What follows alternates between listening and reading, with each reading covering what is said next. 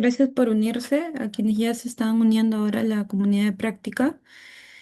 Vamos a empezar 15, no sin antes comentar un poco de lo que significa la comunidad de práctica.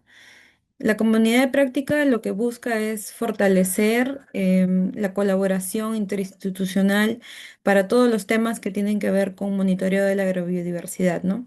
Es un espacio para articular esfuerzos y también alinear algunas metodologías validadas por cada institución para así apoyar la toma de decisiones en monitoreo de variedades locales, sobre todo. La comunidad de práctica tiene una duración de 90 minutos, son 30 minutos por cada sesión, pueden ser diferentes temáticas que es validadas también respecto a las metodologías que se utilicen. Entonces, el espacio consta de una sesión de 30 minutos, una segunda sesión de 30 minutos y una última sesión de preguntas y respuestas, ¿no?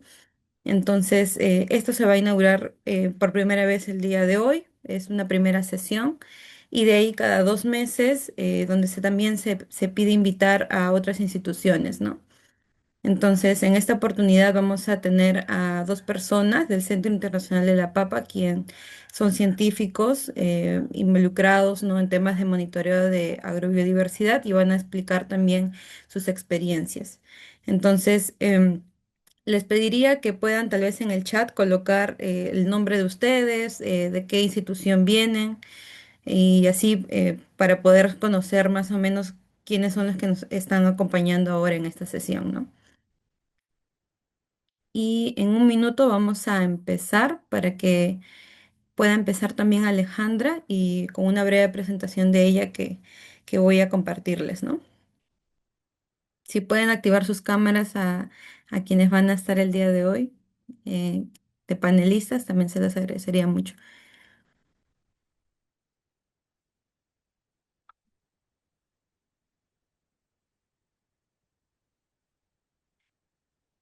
Excelente, entonces, sí. Gracias por colocar ahí todos sus nombres y también la institución de donde vienen. Gracias. Bien, entonces creo que podemos empezar, no sin antes anunciar que en esta oportunidad vamos a tener dos espacios. El primero va a ser por Alejandra Arce. Ella es científica asociada en agroecología en el Centro Internacional de la Papa. Se formó en ecología, etología y evolución en la Universidad de Illinois.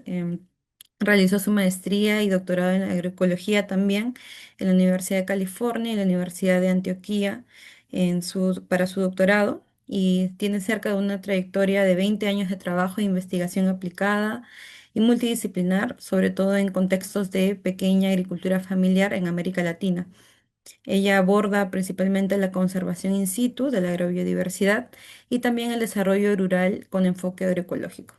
Desde el 2022 hacia el 2024 trabaja en colaboración con la Alianza Biodiversity del CIAT bajo la iniciativa de agroecología del CGR y ahora está involucrada en el marco del programa científico de paisajes multifuncionales, siendo su enfoque la región amazónica de Ucayali en Perú. Entonces vamos a dar inicio a la presentación de Alejandra y posteriormente será la presentación de Henry, donde también le voy a dar una breve introducción de su persona. Adelante, Alejandra. Muchas gracias, Shirley. ¿Me confirmas que me escuchas? Sí, sí te escucho. Ok. Y ahora, si por favor me puedes confirmar que ves mi pantalla. Sí, está apareciendo. Todavía no. Ya, ahora sí. Ujú. Ok. Y una última confirmación para ti y para todos eh, quienes nos acompañan, que están viendo mi pantalla. Sí, se ¿Sí? ve. Ujú. Ok. En modo de presentación, ¿correcto? Sí, así es. Sí, Ok, adelante. listo. Ujú. Bueno, buenos días. Muchas gracias, Shirley, por la introducción y muchas gracias a ti y a Steph por la invitación para poder presentar en esta sesión de inauguración. Realmente es un privilegio, es un gusto poder compartir con todos quienes nos acompañan desde sus diversos espacios eh, en América Latina. Y en esta oportunidad les voy a presentar un método que es el sondeo rápido de la agrobiodiversidad y algunos aprendizajes de su aplicación en dos contextos diferentes eh, y muy interesantes en Colombia y en Perú. Y un breve repaso del contenido de esta presentación.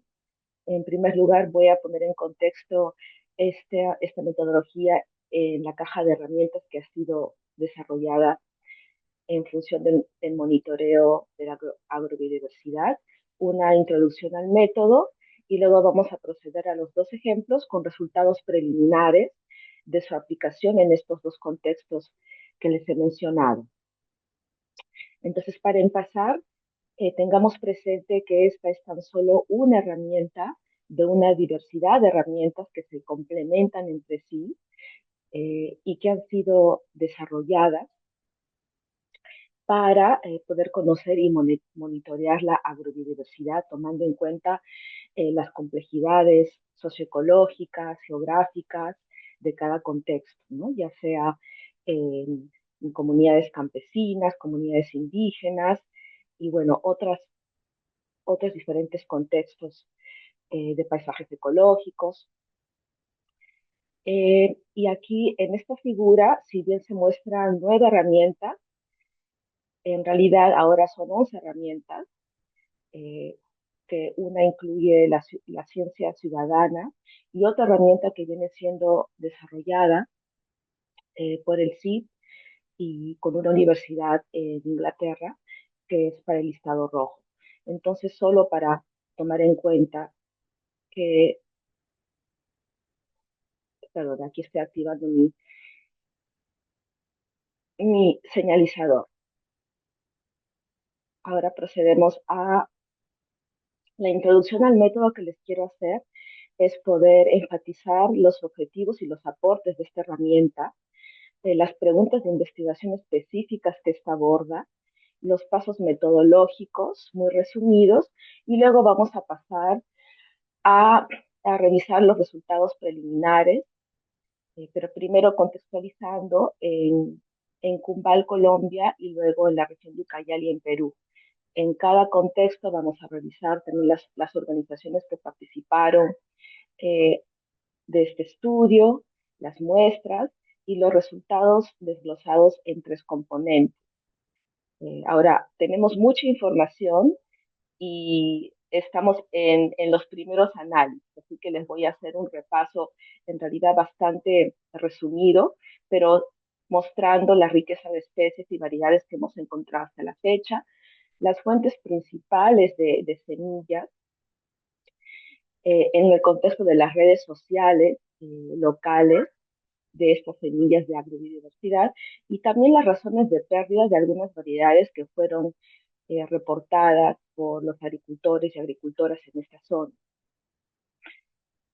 Ahora, esta herramienta de sondeo rápido de la agrobiodiversidad es una herramienta estandarizada que nos permite, en primer lugar, realizar un inventario sistemático para obtener un panorama general del estado de diversidad de un cultivo o de varios cultivos en un área de interés. También nos permite comparar entre áreas de estudio o a lo largo del tiempo en una misma área de estudio. Entonces también poder hacer estudios longitudinales sistemáticos. Y también saber cuánto conocen y usan las personas sobre esta agrobiodiversidad que estamos estudiando.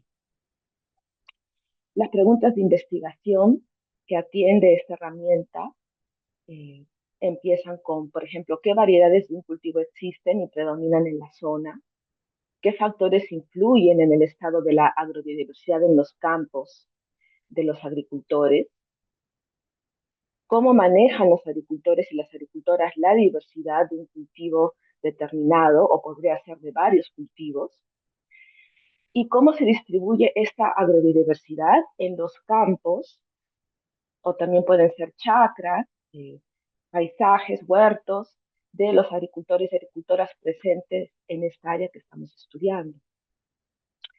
Los pasos metodológicos son 4 principales. Los 2 primeros pasos comprenden una familiarización con el contexto, ¿verdad? Primero es la visita al área de estudio y un relacionamiento, comunicación con los actores locales sobre los objetivos de este trabajo, indagar también su interés o algunos vacíos de información que ellos también puedan eh, estar buscando atender con respecto a sus cultivos, a sus realidades. Luego una encuesta corta a personas clave o informantes clave que nos van a ayudar posteriormente en estas fases del diseño del sondeo rápido. Entonces, estas dos primeras partes nos familiarizamos con el contexto, se visita la zona, se hace una estrecha comunicación, coordinación, indagación con los actores locales. Y luego en esta segunda parte del diseño del sondeo rápido, ya del cuestionario en sí, que vamos a ver posteriormente, y de su validación, ya consiste en los ajustes también que pueda requerir esta herramienta.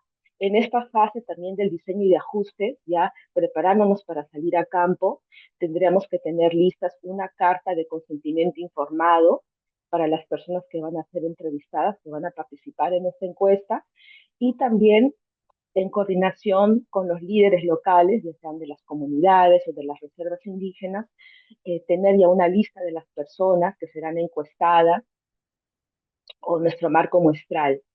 Y en el caso de esta herramienta de sondeo rápido, como la venimos aplicando en formato digital, también tener los dispositivos listos y formateados, como las tabletas o los celulares.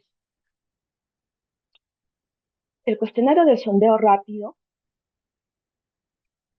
lo hemos diseñado para que se ejecute a través de ArcGIS Survey 123, el aplicativo. Aquí les muestro eh, la imagen de lo que sería la primera página que incluye esta breve cláusula de consentimiento informado. Ahora, este cuestionario consiste en tres secciones principales. La imagen que les estoy proyectando consiste en la información preliminar, mejor dicho, contiene la información preliminar sobre el hogar, sobre la persona que está siendo entrevistada, su etnia, género. Se le atribuye también un código de la familia. Las características del hogar eh, forman parte de la segunda sección de este cuestionario en formato digital. La sección 3 eh, comprende el grueso de la información que vamos a levantar a través de esta herramienta, que ya es el inventario de los cultivos. Por ejemplo, en los casos que les voy a mostrar en Colombia y en Ucayali se tratan del grupo de cultivos que pertenecen a las raíces y tubérculos, andinos y amazónicos. Por ejemplo, entonces en esta pantalla que les estoy mostrando acá, ya empezamos la serie de preguntas que consisten en el inventario que vamos a hacer por cada cultivo que la persona reporta tener en su huerto o en su chacra. Esta sección empieza con las características de los cultivos, como los números de variedades, o número de parcelas, o huertos. Aquí me refiero por cada cultivo. Por ejemplo, si fuera papa nativa o si fuera yuca, la persona va a reportar las variedades que actualmente está sembrando o está criando en torno a ese cultivo específico, meses de siembra, cosecha, si es un cultivo que se encuentra en un contexto de monocultivo o mixto, si es para venta autoconsumo, y también información como tolerancia a plagas y sequía. En la siguiente sección de este inventario ya ahondamos en el listado de variedades por cada cultivo, enfatizando sus atributos y sus usos principales, ya sea para alimentos o para medicina, los sistemas de semilla en torno a los cultivos, por ejemplo, las fuentes de semillas, cuáles son los motivos y frecuencia de adquisición de estas semillas, los números de agricultores u hogares a quienes la persona proporciona su semilla también, los sistemas de uso, ya sean alimenticios, medicinales, y también aquí se invita a la persona entrevistada a mencionar las variedades preferidas. para cada tipo de uso. El siguiente componente de esta sección es el reconocimiento de esta persona de áreas o de familias con alta diversidad. Se incita a que ellos mencionen en su comunidad eh, si conocen, ¿no?, familias o personas que podrían llamarse guardianes o guardianas con alta diversidad de cultivos y de variedades. Y también se les invita a reconocer variedades perdidas. Esta es un componente interesante del cuestionario porque no se trata solamente de recopilar información sobre lo que actualmente está usando, sino también tal vez hasta con las personas mayores a quienes se esté entrevistando, que puedan hacer una memoria de una manera histórica sobre variedades que anteriormente pueden haber sembrado, pero que dejaron de sembrar. Entonces se quiere rescatar esa información en la medida posible, acercándonos a las personas, a los ancianos, a las personas con mayor edad o con mayor conocimiento. Y aquí eh, indagando las causas de pérdida de estas variedades. Y por último, ¿qué motiva a estas personas a conservar sus variedades ancestrales o tradicionales, ¿no? Entonces, aquí hay unas preguntas al final del cuestionario que quieren abordar estos impulsores de la conservación continua. Entonces, este es el contenido, el grueso del cuestionario del sondeo rápido. Ahora pasando a su aplicación en Cumbal, Colombia. Eh, esta aplicación se hizo hacia fines del año 2023 en la reserva indígena, mejor dicho, el resguardo indígena Cumbal, aquí lo que les muestro en el mapa, en el departamento de Nariño, en Colombia, que es el espacio en rojo aquí, y las veredas que se incluyen aquí, que son las veredas, son las unidades básicas administrativas a nivel rural en Colombia. Entonces se seleccionó el resguardo indígena Cumbal, que es un paisaje montañoso, complejo, con zonas agroecológicas desde los 2.800 hasta los 5.000 metros sobre el nivel del mar. Entonces incluye páramo de altura, es una reserva protegida y de 95% indígena de la etnia Pasto. Los sistemas agrícolas se caracterizan a grandes rasgos por la crianza animal, ganado vacuno, cuyes, también hay pastos cultivados, cultivos nativos, como las raíces y tuberosas que vamos a ver eh, a continuación, también árboles y plantas medicinales. Y aquí algunas imágenes panorámicas de cómo es este paisaje en este resguardo indígena Cumbal. Se trabajó aquí con socios estratégicos muy anclados a los territorios, con conocimientos sobre la zona, en este caso con Agrosavia, con la Corporación Colombiana de Investigación Agropecuaria, y, eh, y con el resguardo indígena. Este fue ¿no?, un trabajo colaborativo entre Agrosavia, CIP, y con los líderes de este resguardo. Eh, la muestra incluyó agricultores o agricultoras de estas veredas que se menciona acá, y la selección incluyó un requisito de que las personas que serían encuestadas tengan una chagra, o no sé si más bien el término es que estén criando una chagra, ¿no?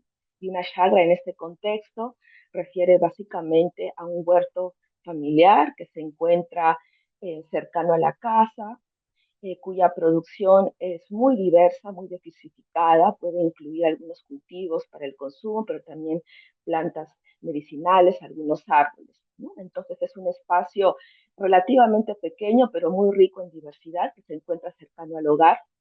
Y la muestra final comprendió 220 hogares del resguardo indígena. Y a continuación les voy a proyectar algunos de los resultados preliminares, y aquí con enfoque en los 4 cultivos principales que se encontraron en esta zona. que son la papa, dos especies, Solanum pureja, Solanum tuberosum, la oca, el oyoco, como se lo conoce allá, y la majua, o la que conocemos aquí en Perú como mashua, ¿no? Se encontraron a nivel de la papa muchas variedades, hasta 288, y seguidas por el oyuco, por 55, luego 49 de oca, y bueno, y mashua con 16 variedades.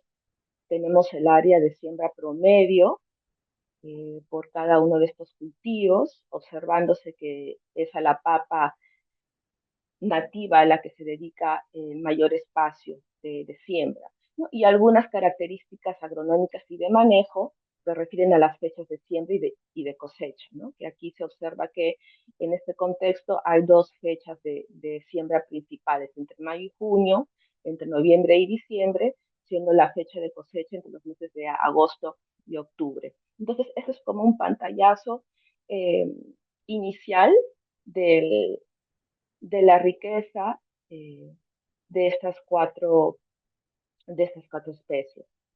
Ahora, en función de las fuentes principales de semilla, eh, aquí estamos proyectando en esta primera tabla el porcentaje de personas que adquirieron, por un lado, y que también proporcionaron semillas para cada uno de estos cuatro cultivos. Y aquí se observa que a través de los cuatro cultivos la mayoría de personas están proporcionando semillas. Realmente es un porcentaje muy pequeño el que está adquiriendo, ¿no? Esto nos puede indicar que realmente hay mucha autonomía en torno a la reproducción y al cuidado de las semillas. En cuanto al número de fuentes de adquisición de las semillas, en la tabla que estoy indicando acá, eh, se, se presenta la información en torno a cuatro fuentes principales, que son la familia o amigos, vecinos o vendedores, ¿no?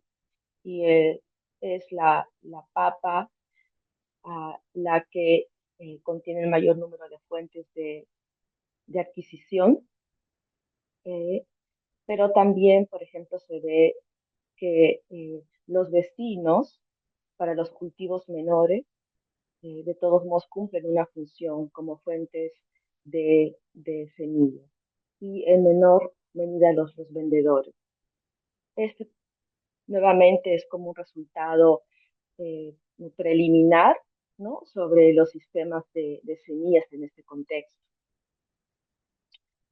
En cuanto a las razones de pérdida de variedades, aquí se organizó la información en torno a cuatro razones principales que fueron reportadas por los 220 hogares, que son los eventos extremos del clima, como pueden ser sequías, heladas, luego plagas y enfermedades, o que no tienen mercado, o que los jóvenes no tienen interés en sembrar variedades. Y aquí se puede observar que eh, en los cuatro cultivos los eventos extremos del clima pues, cumplen un rol importante como razón de pérdida y seguidos por las plagas y enfermedades, sobre todo en el caso de la papa se puede observar, ¿no? Prácticamente están divididas las razones entre los eventos extremos y las plagas, pero también que no tienen un mercado. Y en el caso de la majua, por ejemplo, también el hecho de que es un cultivo cuyas variedades no encuentran mercado, también es una razón.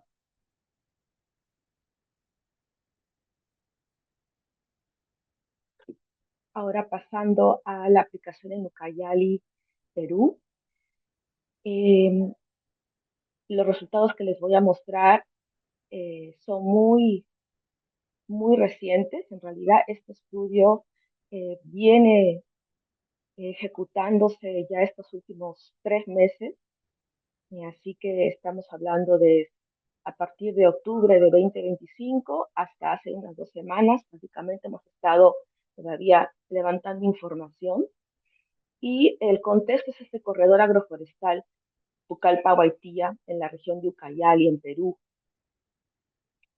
Eh, Esta es una zona que, que incluye muchas poblaciones indígenas y mestizas de zonas ribereñas y de altura.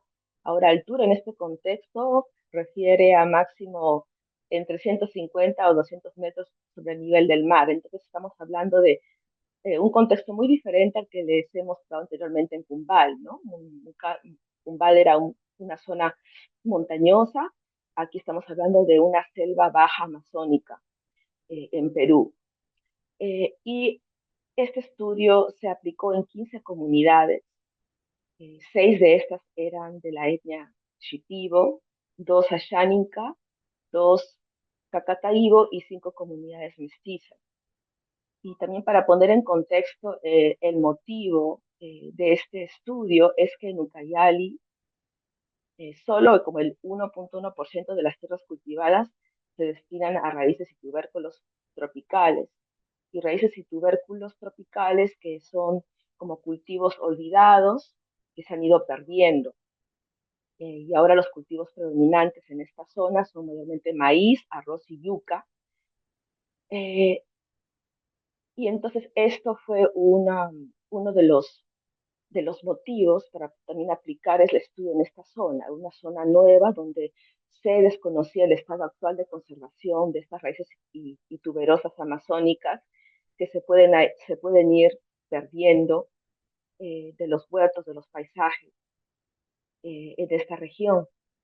Y también consideremos que el estudio se aplicó en un contexto de sistemas agroforestales que integran cultivos nativos como los que les voy a mostrar, también árboles frutales y maderables y plantas medicinales. Y estas fueron las especies de interés que se incluyeron en el estudio, ¿no? Son raíces y tubérculos que han sido parte de los sistemas alimentarios locales en esta región amazónica. Se incluyó a la yuca, el dale dale, el choino ashipa, cachapapa, papa aérea, camote, eh, huitina y pituca. Son dos especies que a raíz de su complejidad para diferenciarlas morfológicamente en campo, al final se tomó la decisión de, eh, en el cuestionario, de solo incluir como una identificación como pituca.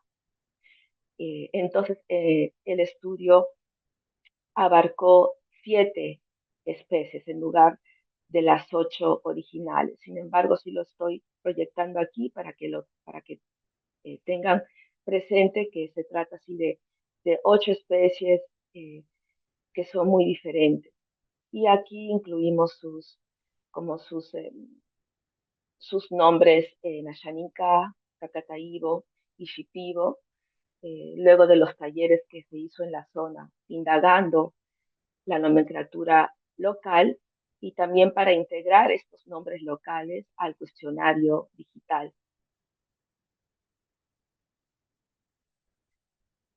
En esta zona se trabajó con 2 socios principales, que son la organización Agrosalud de Ucayali y AIDER, son 2 ONGs, Agrosalud de índole regional en Ucayali y AIDER tiene alcance nacional, pero con mucho trabajo en contextos de bosque en la región amazónica.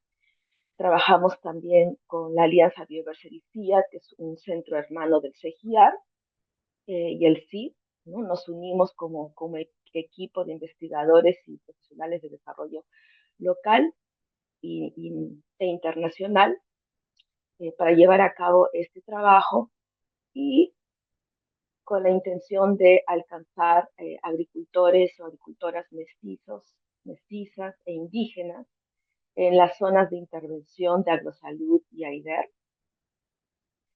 La selección de la muestra incluyó el requisito de estar sembrando al menos una raíz o tubérculo de los que les mostré en la tabla anterior, como la yuca, dale, ashipa, pituca. Sachapapa, papa aéreo camote, y la muestra final incluyó 250 hogares. En las próximas diapositivas les voy a mostrar los resultados preliminares de este trabajo. Estos son datos recién salidos del horno que ha procesado nuestro colega Javier Ochoa del CID. Y aquí pueden tener una idea de la riqueza de especies por comunidad, ¿no? En este gráfico se están mostrando 14 de las 15 comunidades y se puede apreciar que en una comunidad se, eh, se destaca eh, el número de la frecuencia de, eh, de yuca y de pituca, por ejemplo. Sin embargo, lo que quiero también señalar es que en ninguna de las comunidades se llegó a registrar las 7 especies, ¿no? En todos los casos son el máximo 6 especies de las 7 que se incluyeron en el estudio. Entonces, aquí en este gráfico sí nos da una idea de la riqueza de su distribución entre las comunidades y cuáles son los cultivos como más destacados en este sentido. Se ve que la yuca fue el cultivo eh, que se registró con mayor frecuencia, ¿no? Seguido por la pituca y la sachapapa. Pero estos son todavía resultados que se pueden analizar más profundamente. Y en esta tabla ya les muestro la información a nivel de las variedades. Y aquí nuevamente se observa que fue la yuca la que registró el número máximo de variedades y teniendo una media de como de 2 variedades. Y se contrasta con la papa aérea, que fue el cultivo con el menor número de variedades.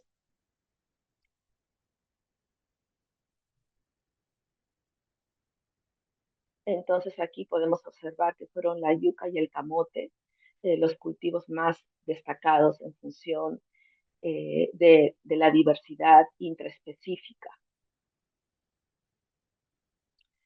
En cuanto a fuentes principales de semillas, aquí se proyectan los gráficos sobre las fuentes que se reportaron para cada uno de los 7 cultivos incluidos en el estudio. Y aquí lo que se observa, aquí con la barrita de color rojo, es que lo que predomina es la semilla propia de las personas y la obtención dentro de las comunidades donde viven mediante amigos o parientes. Entonces, esto también es una información eh, preliminar que nos puede dar indicaciones sobre las redes de la semilla y el grado también de obtención dentro de los propios predios eh, en esta zona que incluimos en el estudio.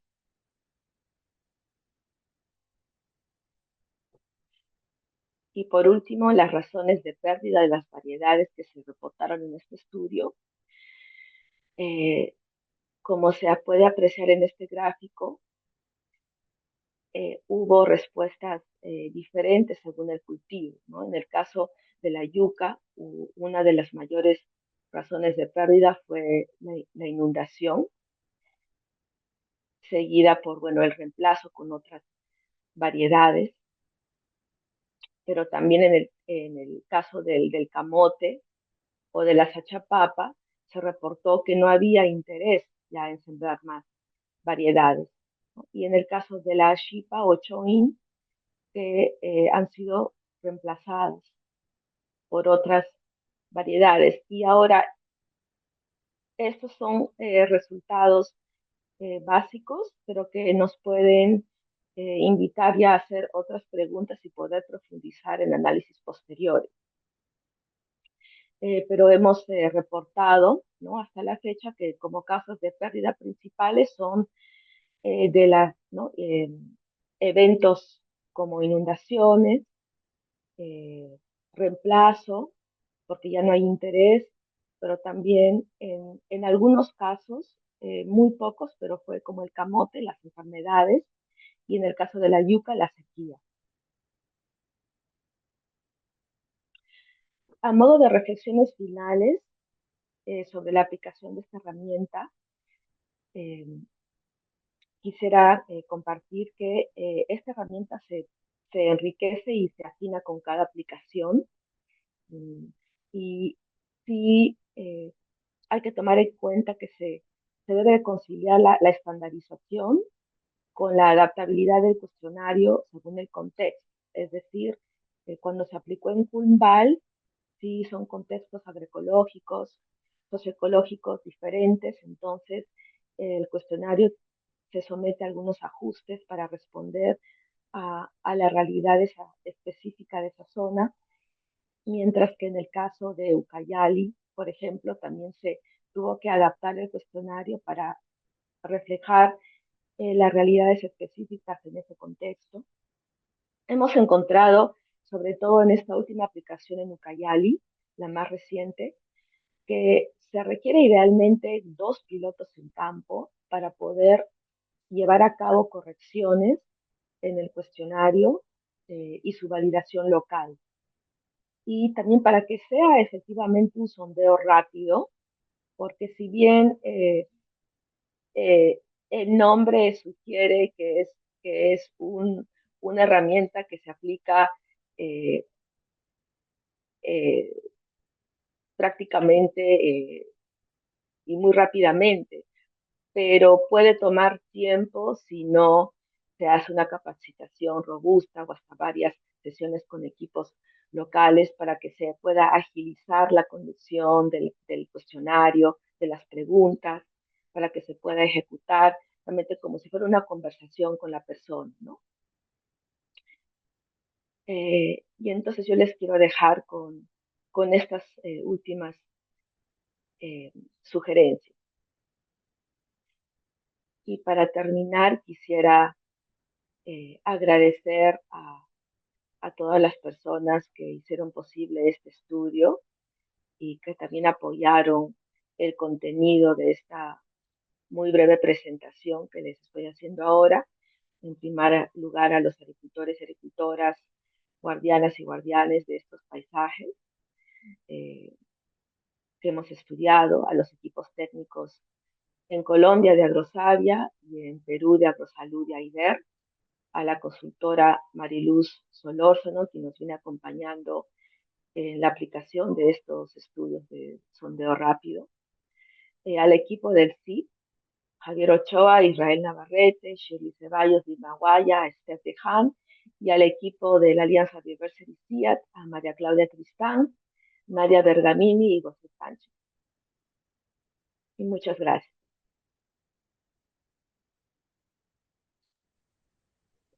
Gracias Alejandra por tu presentación. Creo que ha sido una presentación muy buena y ya hay muchas preguntas también en el chat, pero lo vamos a pasar para el último bloque para dar espacio ahora a Henry Juárez, quien también va a hacer una presentación importante. Entonces, me permito presentarte, Henry. Henry es oficial de sistemas y manejo de datos en la unidad de Digital and Data del Centro Internacional de la Papa. Es agrónomo con maestría y doctorado en ciencias ambientales por la Universidad Nacional Agraria de La Molina y cuenta con más de 25 años de experiencia en observación de la Tierra, análisis geoespacial, uso de inteligencia artificial aplicada a la toma de decisiones basada en datos y también lidera el área de manejo y ciencia de datos del CIP, donde también conduce el desarrollo de soluciones digitales y geoespaciales, así como también la estandarización, interoperabilidad y apertura de datos. Es promotor del acceso abierto y de los principios FAIR, fortaleciendo la calidad y transparencia de los datos institucionales del Centro Internacional de la Papa. Adelante, Henry, con tu presentación. Muchas gracias. Gracias, Shirley. ¿Me confirmas que pueden ver la presentación? Sí, se ve. Ujú. Ok, Sí. listo. Mil gracias, Shirley, por la introducción. Es un privilegio estar aquí para compartir una de las herramientas de la caja de herramientas que estamos compartiendo con todos ustedes. El título de la presentación es Lista Roja Cuantitativa de la Agrobiodiversidad y esta es una herramienta para monitorear el estado de conservación de las variedades. Entonces, este es el equipo que ha desarrollado esta herramienta. Está junto conmigo Piero Palacios, Franklin Plasencia, Vilma Guaya y Steph Tejada. Entonces, como les comenté, esta es una de las dos herramientas. En este listado tenemos 9, pero son dos en total. Y la que vamos a hablar hoy día es el listado rojo cuantitativo de la agrobiodiversidad. Entonces, cuando trabajamos en agrobiodiversidad, siempre empezamos con una pregunta muy básica y esa pregunta es ¿cuánta diversidad hay en esta comunidad o cuánta diversidad hay en esta región? Y yendo más profundo es cuántas variedades, por ejemplo, en papas nativas amargas hay en esta comunidad o en esta región. Y este número es súper importante porque nos ayuda a comprender qué tan diversa es esa diversidad en esa región o esa comunidad. Pero realmente no nos dice cuál es el estado de la conservación o cuál es el estado de la salud de esa diversidad. Entonces, en esta presentación lo que quiero hacer es mostrar cómo pasar de contar variedades o eh, número de variedades que hay en una comunidad o región a entender cuál es el estado real de esa conservación, cuáles están en riesgo de desaparecer, cuáles estamos perdiendo y cuáles se mantienen bien conservadas. Entonces, esta información nos puede ayudar después a tomar mejores decisiones para, por ejemplo, conservar, orientar intervenciones para aquellas que no están bien conservadas y también promover este monitoreo sistemático que significa hago una evaluación en este año, por ejemplo, y regreso a esta comunidad en 5 años después, 10 años después, para tener evidencia de qué está cambiando en el estatus de la conservación de cada una de esas variedades. Entonces, esta presentación va a ir a mostrar con ejemplos cómo se puede hacer este monitoreo cuantitativo o la lista roja cuantitativa de la agrobiodiversidad. Entonces, hay algunas preguntas que ya les he estado diciendo en el transcurso de los primeros slides. Es cuántas variedades están en mayor riesgo, cuáles están más conservadas. Entonces, la pregunta es, no todas las variedades tienen la misma vulnerabilidad. Algunas dependen de, por ejemplo, muy pocos hogares tienen una variedad. Otras, por ejemplo, tienen rangos muy especiales o esos nichos espaciales muy cortitos en altitud, por ejemplo, ¿no? También pueden ayudarnos a encontrar dónde están esos vacíos de conservación, por ejemplo, qué comunidades o zonas altitudinales casi ya no se cultivan cierto tipo de variedades. Y como les comenté anteriormente, cómo cambia ese riesgo en el tiempo, ¿no? Entre campañas, entre monitoreos. Las preguntas es, ¿las variedades mejoran el estado de conservación? ¿Las variedades empeoran su estado de conservación? Etcétera. Y lo otro es cómo hablar el riesgo en múltiples dimensiones, ¿no? Porque no solamente es la abundancia de una variedad que hay, sino también la parte social, la parte productiva, la parte espacial y la parte ecológica. Y realmente todas importan para poder hacer un listado rojo cuantitativo. Y cuando tengamos toda esta información, ahí entran las políticas y proyectos para poder evaluar si estas políticas o proyectos de conservación están ayudando a reducir el riesgo de que se pierdan o se están incrementando las variedades, cómo está cambiando esa vulnerabilidad. Entonces, varias preguntas que puede responder esta metodología. Entonces, el concepto del listado rojo es un marco que nos permite clasificar el estado de la conservación de las variedades, estas variedades tradicionales, pero ya de una manera cuantitativa. Pero además tiene que ser reproducible para que todas otras regiones puedan implementarlo y también tiene que ser comparable en el tiempo. Entonces, cuando nos juntamos y tenemos muchos proyectos, cada uno analiza la diversidad o eh, los diferentes indicadores de forma diferente, ¿no? Entonces es muy difícil juntar esa información para poder saber qué está pasando con esa diversidad. Y además, este listado rojo nos permite asignar categorías que pueden ser comparables entre regiones, pueden ser comparables entre años, como ya les comenté, entre monitoreos, etcétera. Y finalmente contribuye a algo más grande que es priorizar acciones de conservación, pero ya basado en evidencia. Entonces, esa es como la eh, misión final de esta herramienta. Entonces, les voy a explicar paso a paso cómo hacemos este listado rojo cuantitativo. Ustedes ven ahí una parcela, es una parcela de papa que le pertenece a una familia. Una familia puede tener 6, 7, 8 parcelas en los Andes. Esto es un ejemplo de las papas nativas, pero en esta parcela hay mucha diversidad. En esta se han encontrado 16 variedades diferentes, solo para dar contexto de cómo hacemos este estudio. Entonces, lo primero es, empezamos con un mapeo participativo del paisaje y esto con la finalidad de limitar los límites de las comunidades, las zonas de los laimes, sus sectores y las parcelas de cada familia que tiene eh, produciendo pama, ¿no? Luego trabajamos en encuestas de hogares y el dato más importante es quién cultiva qué variedad. Entonces, como esta parcela le pertenece a una familia y esta familia tiene varias parcelas y las variedades que están en esta parcela sabemos cuáles son, entonces podemos hacer un link en la parte social de quién cultiva qué.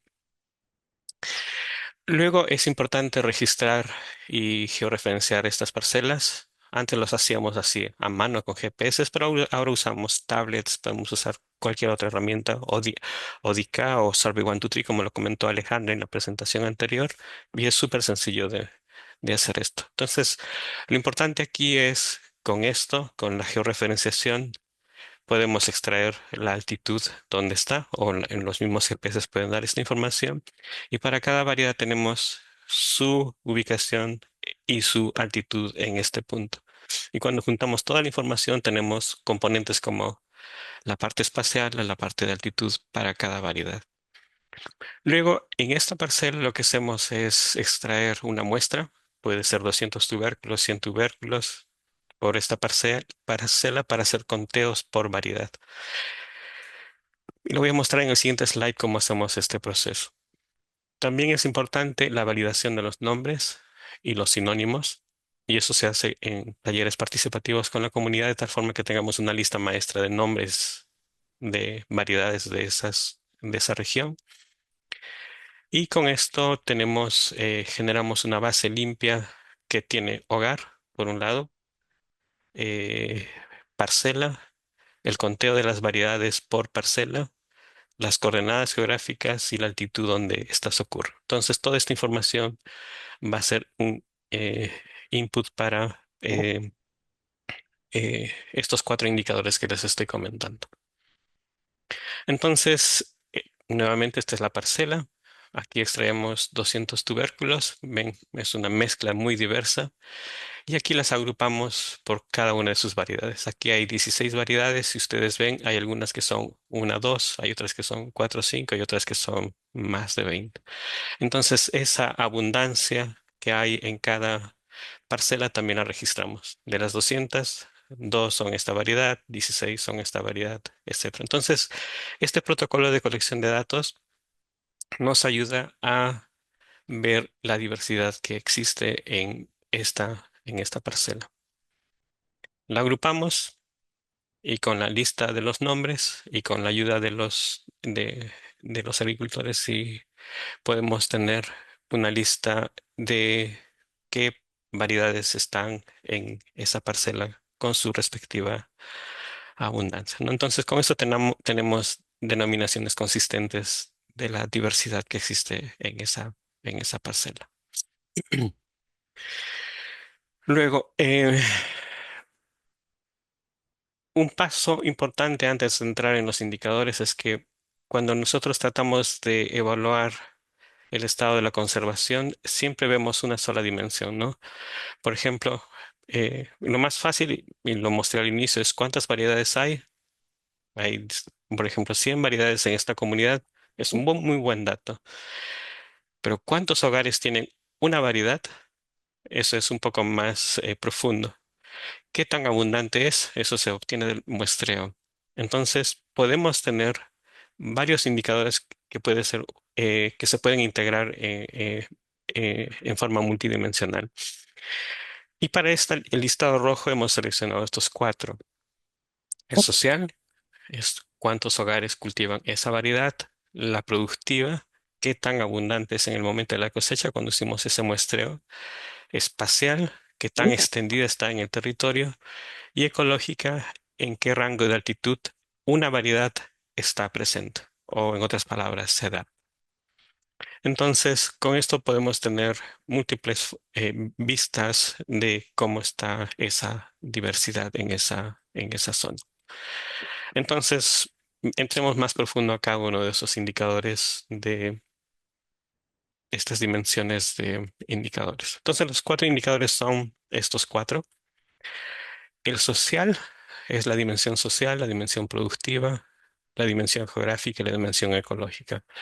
La dimensión social la llamamos el indicador frecuencia general de cultivar, que en inglés es OCF, y esto es a partir de la presencia de una variedad en el hogar. Entonces, ¿cuántas familias cultivan esa variedad?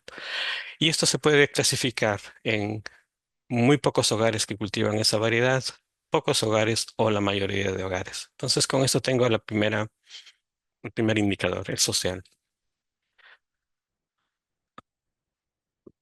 Perdón. El segundo indicador es la dimensión productiva y eso se obtiene del muestreo. Entonces, aquí está, en inglés es RCF, pero es la frecuencia relativa del cultivar. Y a partir del conteo o la abundancia relativa de esa variedad en esa cosecha. Entonces, en una comunidad, una variedad puede ser con todo, cuando se agrupa toda la información, variedades que son muy escasas en términos de muestreo, escasas y llegando hasta abundantes. La tercera dimensión es la dimensión geográfica. Y como tenemos las coordenadas de todas las parcelas, entonces podemos lograr la frecuencia de dispersión geográfica o GDF en inglés. Entonces tenemos coordenadas y con eso hallamos la distancia máxima donde ocurre esa variedad en esa región. Entonces, con esto podemos obtener estos clases, rango muy estrecho, rango estrecho, medio o rango amplio cuando está distribuido en toda la región. Y finalmente la dimensión ecológica, que significa esa frecuencia de dispersión altitudinal, o ADF en inglés. Entonces, a partir de altitud, ese rango altitudinal donde se cultiva cada variedad. Entonces, pueden ser variedades con rango altitudinal muy estrecho, eh, medio o amplio. Entonces, toda la información que se colecta la podemos clasificar de esta forma, ¿no? En dimensión social, dimensión productiva, dimensión geográfica y dimensión ecológica. Pero son cuatro componentes, son cuatro indicadores, y lo que hay que hacer es integrar todos en uno solo que me puede dar ese indicador de lista roja cuantitativa. Entonces, vamos un pasito más. Entonces, aquí tengo las cuatro dimensiones. En este lado tengo la dimensión social o la frecuencia general del cultivar, lo que quiere decir menos de 10% lo cultivan muy pocos hogares, de 10 a 30 pocos hogares y más de 50 la mayoría de hogares. Esta es la dimensión social. Aquí está la dimensión productiva. Entonces, lo que quiere decir menos de 1% del muestreo para esa variedad es muy escaso, más de 15% del contenido del muestreo para esa variedad es muy abundante. Aquí está la dispersión geográfica, lo que quiere decir que menos de 3 kilómetros en esa región es un rango muy estrecho, de 3 a 8 es un rango estrecho y más de 12 kilómetros es distribución geográfica muy amplia. Y finalmente tengo la dimensión ecológica, donde tengo rangos altitudinales muy estrechos de 200 metros, rangos altitudinales estrechos de 200 a 350 y finalmente rangos altitudinales amplios más de 500 metros. Entonces, ahora sí tengo las cuatro dimensiones en un solo gráfico. Cuando tengo todo en un solo lado, es decir, muy pocos hogares en este lado, muy escasos en frecuencia relativa, muy, muy una dispersión geográfica muy estrecha de menos de 3 kilómetros en geográfica y menos de 200 metros, estoy en esta zona roja de acá. Entonces, y los que están con muchos hogares abundantes, un rango amplio y un rango altitudinal amplio están aquí. Entonces, tengo una escala que va desde rojo, que es críticamente en riesgo de que están pegadas en esta zona, potencialmente vulnerable en amarillo, estable, baja preocupación en esta zona verde y las más seguras, que tienen amplia distribución, muchos hogares abundantes, están en este punto y está clasificado como una variedad segura. Entonces, en un solo indicador hemos integrado hogares, abundancia, extensión geográfica y rango altitudinal. Y este es la propuesta que tenemos para esta matriz de clasificación del estado de la conservación, ¿no? Entonces, en este caso, por ejemplo, si tengo un OCF de 3, que significa muchos hogares, un RCF de 2, que significa escasa, un GDF de 3, que significa rango medio, y un frecuencia altitudinal de 2, que significa rango altitudinal estrecho, tengo un índice 10, donde he integrado las cuatro dimensiones de esta vulnerabilidad que es potencialmente vulnerable. Y así puedo tener variedades que están en riesgo, críticamente en riesgo, potencialmente vulnerable, estable o seguro.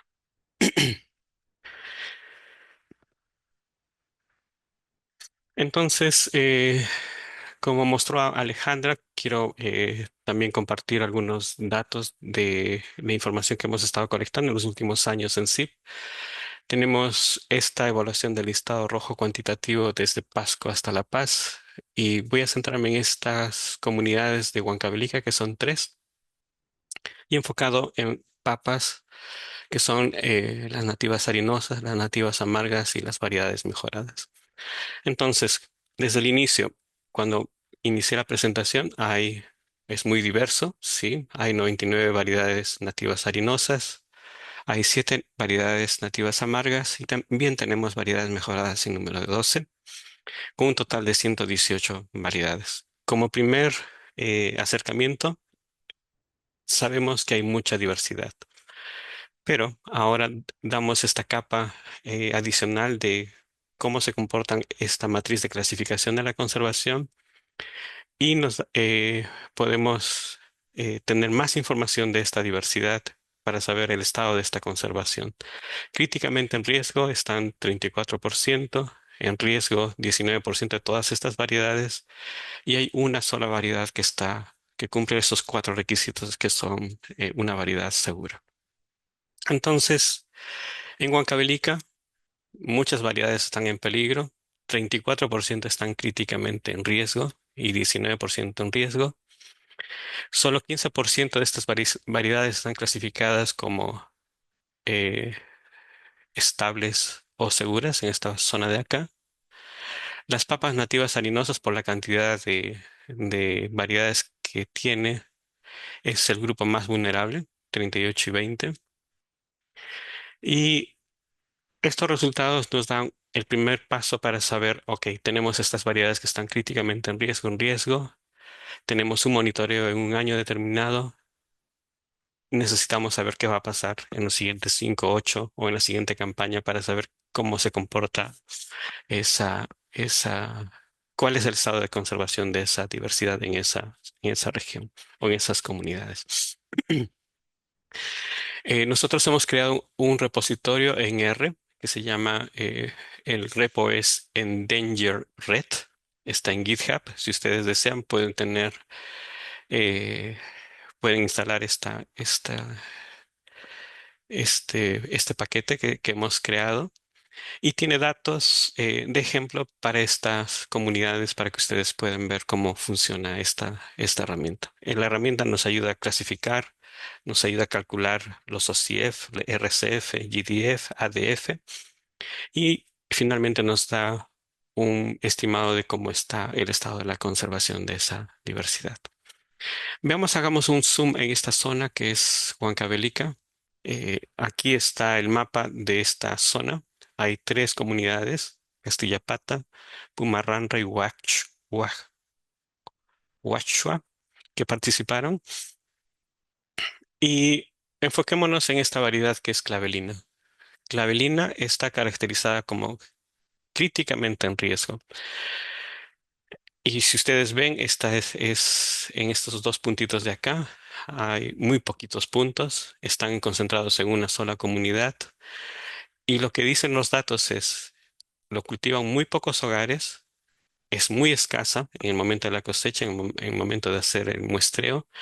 Si ustedes ven, tiene un rango geográfico mínimo, todo es en una sola comunidad o una sola parte de esta comunidad.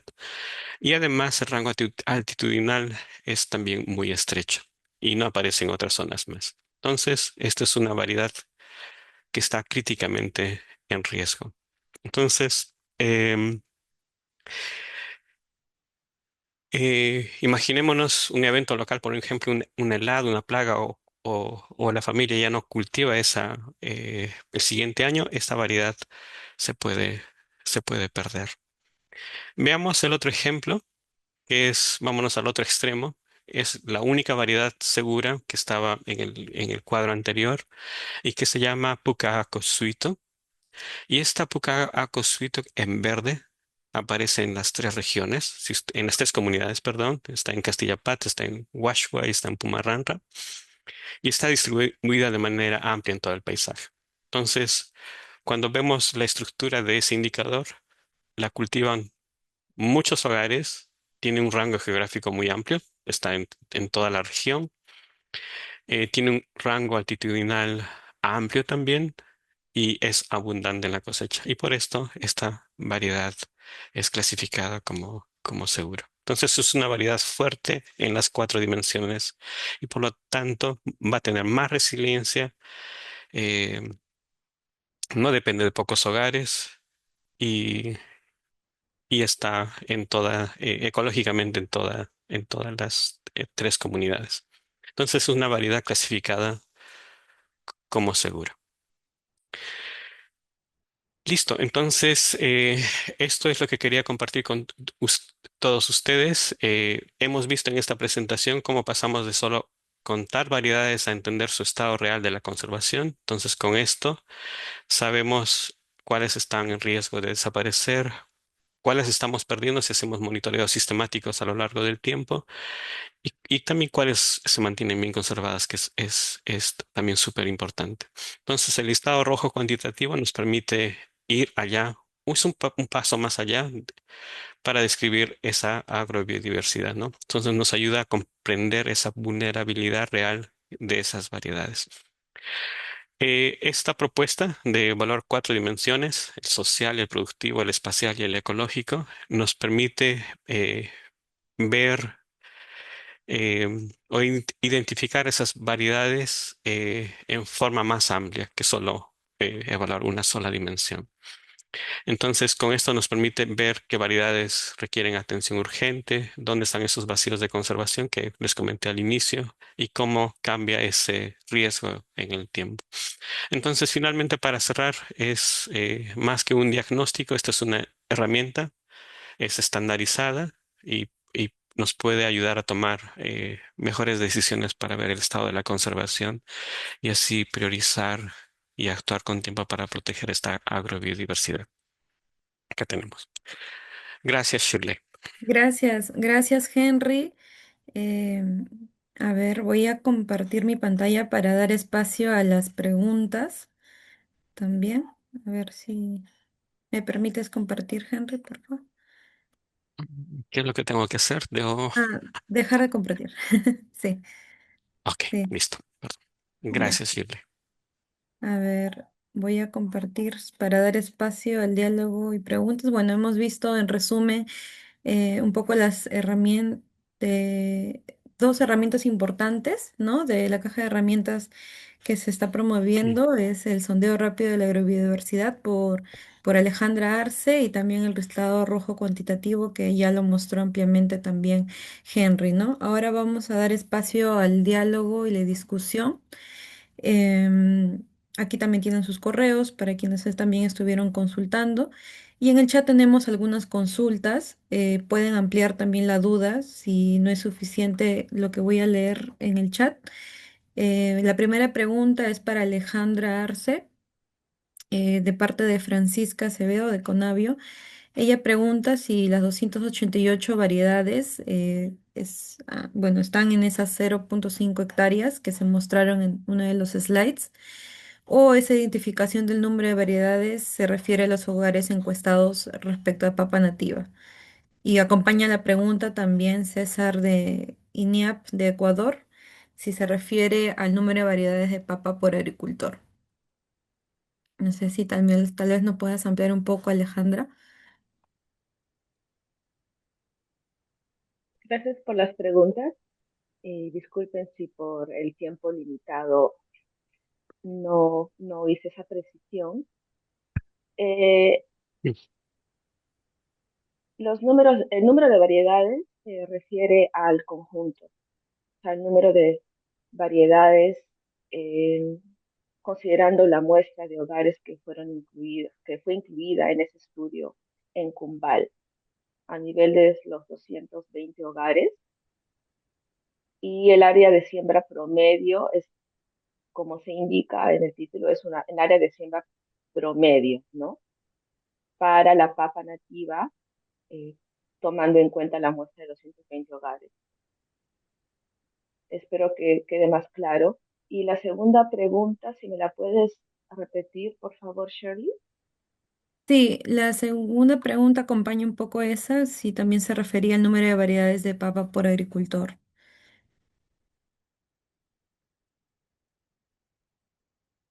No, no, o sea, estos son resultados preliminares, entonces son análisis descriptivos iniciales. También observé en el chat que alguien había preguntado sobre análisis cuantitativo y cualitativo. La naturaleza de los resultados que les he presentado son, por el momento, muy descriptivos, pero nos dan una idea, ¿no? Porque de esto se trata también el primer paso del sondeo rápido. Entonces, en esta primera etapa de los análisis, hemos sacado estas cifras a nivel de la muestra en su conjunto. Entonces, quiere decir, si me permites proyectar pantalla nuevamente, Shirley, Sí, sí, sí. para poder, sí, para, para poder usar como referencia eh, esa tabla, esta de acá, porque a esta se refiere la pregunta. Sí. Entonces, son el número de variedades en total que se encontraron para la papa nativa, para la oca, para el yuca, para la majua, a nivel de los 220 hogares. Y Ujú. a nivel de los 220 hogares, estas son las áreas promedios destinadas a la producción de estos cultivos específicos. Ok. ¿Ok? Sí, te proyecto otras preguntas. A ver, dice, ¿cuántas personas participaron en colectar esta información en Colombia y en Perú?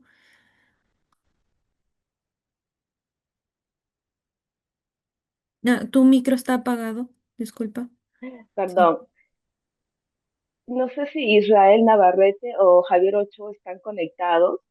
Ellos son los colegas que ejecutaron el estudio en Cumbal, pero yo les voy a ir respondiendo para el caso de Perú, que es el más reciente en Ucayali. Trabajamos con dos equipos de cada una de las ONGs que mencioné, Agrosalud Ucayali y AIDER, y ahí hemos tenido un total de 14, entre 14 y 15, eh, entre 14 y 15 numeradores de cada institución.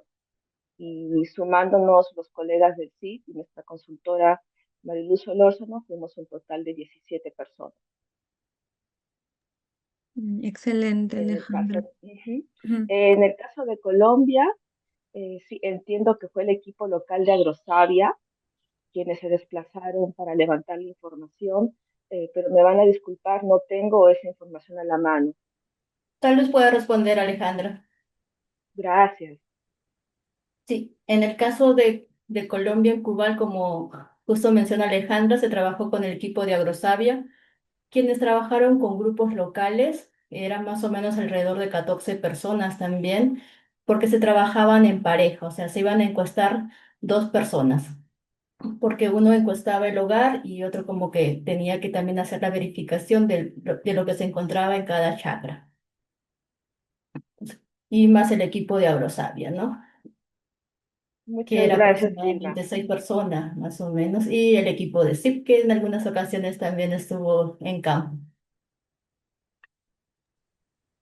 Muchas gracias, Vilma. Gracias, Eh, Vic, por reforzar la consulta. Ok, acá hay otras consultas más. Se preguntan si los resultados se analizan cuantitativa o cualitativamente, o qué herramientas estadísticas se utilizan para el análisis, o si solo se reportan resúmenes.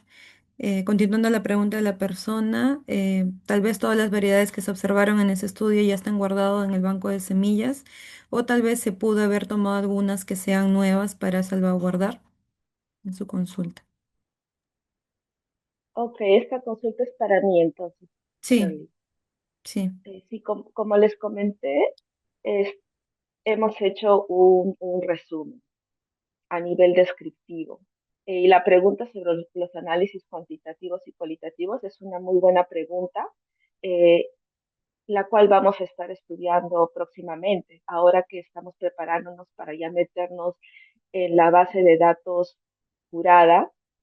Para este último caso de Ucayali, estamos en el proceso de, de limpiar la base de datos, de identificar cualquier corrección con los equipos de campo, pero eh, posteriormente sospecho que sí vamos a realizar datos, eh, eh, mejor dicho, que vamos a hacer análisis de datos de índole tanto cuantitativa como cualitativa, ¿no? Ahora, para el caso de las fuentes de semilla, por ejemplo, bueno, anteriormente yo realicé con el CIP un análisis de redes sociales, ¿no? Y también mis colegas del CIP, como Israel Navarrete, también ya dominan hasta eh, métodos más sofisticados. Así que muchas gracias por la pregunta, pero es algo eh, que no se ha precisado, pero se pueden hacer análisis cuantitativos como a nivel de eh, por ejemplo, esta pregunta eh, que aludía al número de variedades ¿no? por agricultor eh, eh, o a nivel también comparando entre las diferentes comunidades. Vamos, hay muchas posibilidades en cuanto a optimizar el uso de esos datos. Ahora, para el caso de Colombia también, lo que les he proyectado son análisis más que nada descriptivos, pero ahí también se pueden hacer análisis posteriormente a nivel geográfico. Tal vez algo que no mencioné y un dato bastante importante sobre este método de sondeo rápido es que en realidad el sondeo rápido, ese cuestionario, viene acompañado de un componente GIS geográfico simplemente por la limitación del tiempo, por la necesidad de ajustar esta presentación, obvié ese componente geográfico. pero digamos que todas las parcelas, huertos, espacios donde hemos levantado información sobre estas variedades de las 7 especies a nivel de Ucayali han sido georreferenciadas. Entonces ahí las posibilidades ahí son mayores para poder cruzar análisis también geográficos y algo también parecido como les expuso Henry, ¿no? También ir más allá del conteo de las variedades o el conteo de las especies, sino también a poder hacer un análisis más sofisticado en función de cómo están distribuidos, pero también un aporte importante de sondeo rápido ha sido también cómo las personas actualmente están usando estas variedades, como el peso que les dan a las variedades en función de sus usos alimenticios, sus usos medicinales. Digamos, hay una riqueza de información de índole social que va a ser muy, muy, muy bonito analizar. Y bueno, bienvenidas sus propuestas, porque para eso es la comunidad de práctica, ¿verdad? Para poder intercambiar y poder polinizarnos entre nosotros. Gracias. Claro que sí, Alejandra, gracias. Tal vez una última consulta para ti en el chat es cuáles son los pasos siguientes, ya que, bueno, César Tapia de INIAP ve que en Ucayali hay un peligro muy marcado de erosión genética de papa aérea y ashipa. Y muchas gracias por la pregunta. Y justamente cuando hemos estado al inicio del diseño de este estudio, que está, como está ubicado en un marco de investigación mucho más amplia que incluye una colaboración con el INIE en Ucayali. Entonces aquí un siguiente paso es, en primer lugar, cuando tengamos ya un análisis de los resultados, tenemos que conversar con los actores locales que nos acompañaron en el proceso, en las comunidades, justamente también sobre eso, los pasos siguientes. De hecho, durante el transcurso del levantamiento de datos, este último mes, mientras que los equipos locales en Ucayali estaban ya levantando información, hubo mucho interés de algunas comunidades en conseguir semilla de ashipa, porque los agricultores y las agricultoras a quienes nos acercábamos para hacerles estas preguntas, conforme iban respondiendo, eh, iban compartiendo su interés en variedades que habían perdido, en semilla que habían perdido. Entonces ya hay un interés de al menos 6 comunidades en el corredor Pucallpa-Guaitía de conseguir semillas de ashipa. Entonces, un paso siguiente que ya hemos estado explorando con nuestros socios locales a nivel de Ucayali, y yo puedo hablar más del contexto de Ucayali porque yo he estado empapada en ese estudio en estos últimos 3 meses, eh, es entonces esto, como conversar con los actores sobre, por ejemplo, algunas intervenciones que puedan intervenciones como la repatriación de la semilla, estamos en este proceso, ¿no? Un primer paso, pero también más allá de la repatriación de semillas eh, en el marco de un convenio entre CIP y el INIA para estos cultivos amazónicos, sería entonces, bueno, ¿qué hacer con esta información, verdad? O sea, ¿cuál es la finalidad de la investigación? ¿No? Queremos también poder ya dar un paso más en términos del desarrollo para, por ejemplo, encontrar mercado, ¿no? Hubo unos cultivos que tienen mucho potencial de ubicarse en mercados locales en Ucayali, y esto también es un interés que ha surgido, que aquí ha sido planteado desde nuestros socios locales en esa región. Y bueno, Excelente. obviamente, Ujú. sí, Sí, gracias. continúa Alejandra, si te he Bueno, cortado. y en términos de investigación, por supuesto que seguro pueden surgir muchas más preguntas, ¿no? A Sí. raíz de los resultados que vamos a obtener de este primer sondeo rápido, por ejemplo, algo que no se pudo hacer ya simplemente por la limitación de los recursos humanos y el marco temporal de este proyecto, era la caracterización morfológica y de, y análisis del contenido nutricional de estas variedades. Hay interés de línea, en el caso de Ucayali, para poder colaborar con el CID, para poder ya hacer este tipo de análisis posteriores. Eso Súper. sería todo. Muchas gracias por las preguntas. Gracias, Alejandra. Ahora tal vez pasamos a Henry. Acá hay una consulta para ti, Henry, también de Francisca Acevedo de Conavio. Consulta si ese indicador de lista roja cuantitativa, cómo se relaciona con lo que pudiéramos llamar la diversidad genética dentro de variedades y entre variedades de un cultivo.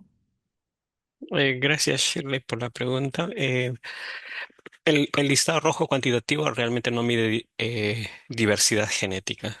Lo que hemos visto en la metodología es el conocimiento de los agricultores de nombrar sus variedades en una lista maestra de variedades que la misma comunidad ha discutido previamente, ¿no?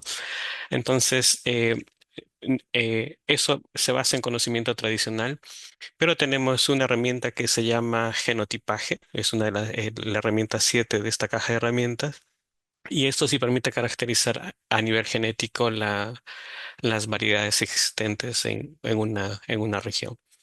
Entonces, se pueden complementar ambas porque puede ser que dos variedades en la comunidad según sus conocimientos sean muy cercanas y no las puede diferenciar el genotipaje. Entonces hay una diversidad entre variedades a ese nivel y también nos puede ayudar a corroborar que los nombres estén eh, eh, o esas variedades que están distinguidas por estos paparariguas tengan relación con el genotipaje, ¿no? Entonces, pero ese estudio todavía falta hacer ese match para usar el genotipaje a este nivel de listado rojo cuantitativo. Ujú. Eh, no sé si alguien más quisiera complementar esta explicación.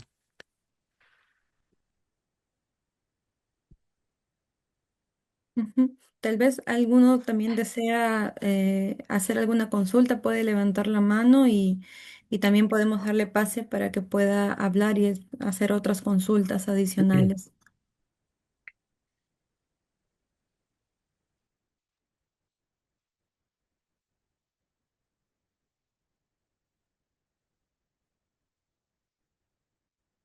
Ok, tenemos dos manos levantadas. Veo aquí que está Francisca Acevedo, levantó la mano. Sí, adelante, Francisca, qué gusto.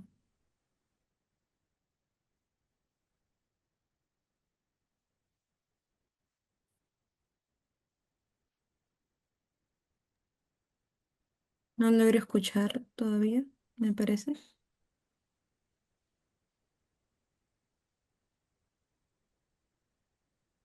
Ahora, Ahora sí, sí, adelante. ok. Sí, la pregunta que yo hacía tiene que ver, o sea, entendí tu respuesta, Henry, sí, estoy de acuerdo, pero en este momento, en el marco del CBD,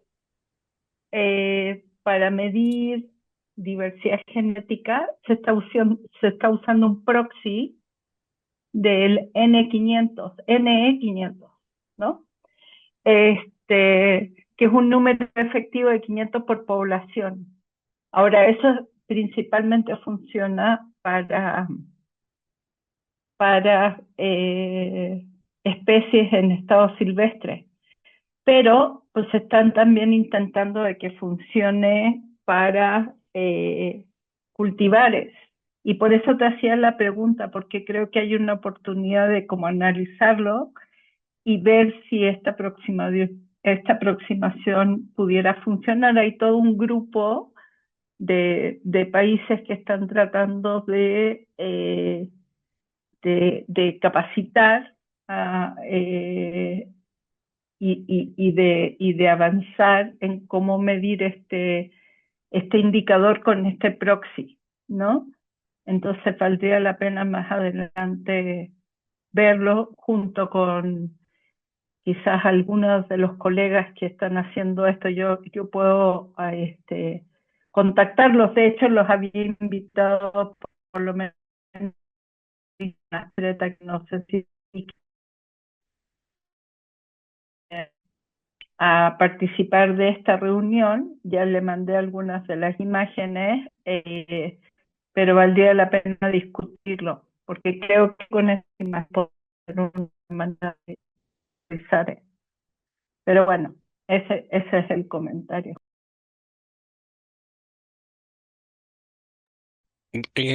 Gracias, Francisca, por el comentario. Sí, estoy totalmente de acuerdo. Entonces, si podríamos incluirlo en nuestra lista de seminarios, eso podría enriquecer mucho nuestros, cómo mostrar las herramientas. Claro que sí. Gracias, Francisca. Muchas gracias, Francisca. Vamos a dar pie a alguna otra pregunta de H. Saine y culminamos también las consultas. También igual tienen los correos aquí presentados en pantalla. Adelante, H. Saine. Sí, buenos días con todos. Muchísimas gracias por la presentación y nos dan luces a nosotros que manejamos algo germoplasma con la importancia que hay de la conservación in situ, ¿no? Más allá de la conservación ex situ, donde nosotros tenemos una fotografía que se pudo haber tomado hace 80 años, donde fue la primera colecta. Ahora, directamente al punto, como se habla de agrodiversidad, estoy viendo solo raíces y tubérculos. Mi pregunta es cómo pudiéramos hacer, al menos en Perú, para poder también hacer este estudio con maíz. Entiendo que la Universidad de La Molina tiene 4.500 o más accesiones de maíz, igual colectadas hace muchos años atrás, pero me inquieta que no ha habido nuevas colectas y quisiéramos saber entonces el estatus de esa agrodiversidad en maíz. ¿Es factible ampliar el trabajo de ustedes? Ya veo que se necesita un ejército, más de 14 personas, para hacer esta colecta de información en sitios muy puntuales, ¿no? A nivel nacional, quién sabe cómo sea. Pero al menos iniciar. ¿Es factible entre el CIP, llegar a algún acuerdo con CIMIT, con INIA Perú, y hacer esta misma tarea, pero con maíz? Gracias.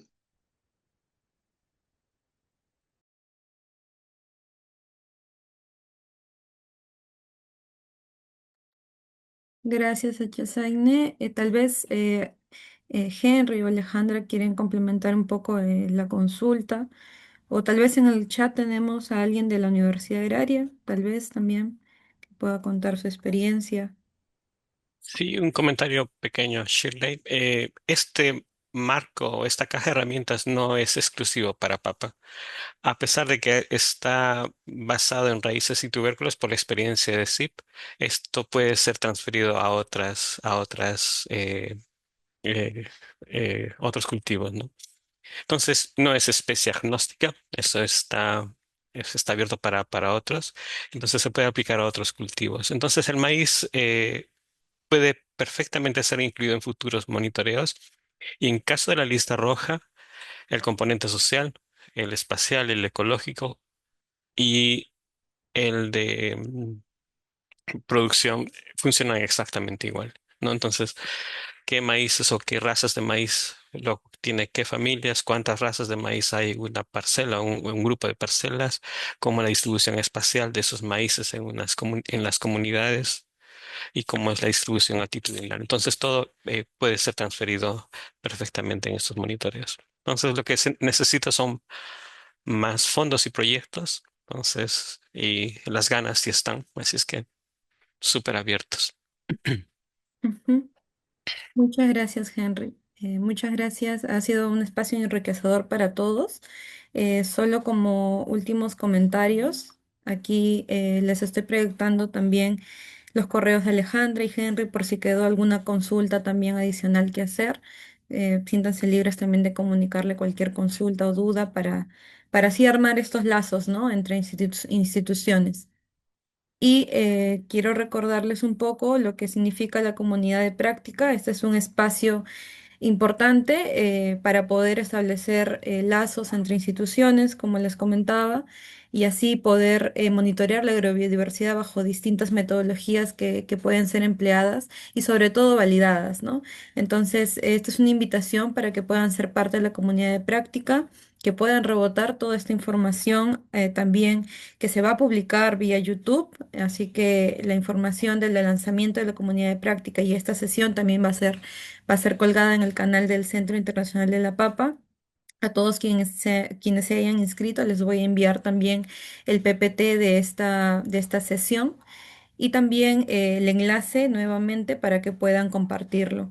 Entonces, si ustedes desean también a partir del siguiente año comentar, ser parte de la sesión con alguna temática que ustedes hayan desarrollado en sus países, sobre todo en Latinoamérica, también siéntanse libres de realizarlo, de comunicarlo y pueden escribirnos, ¿no?, la sugerencia a estos correos de Steph Dehan, quien también está detrás de la comunidad, y también a mí para poder mapear un poco cómo podemos hacer esta sesión, cómo podemos hacer la difusión también. Y recordarles que la comunidad de práctica son 2 sesiones que se realizan durante un solo espacio, cada 2 meses, idealmente los primeros miércoles de cada mes. Así que están invitados todos cordialmente.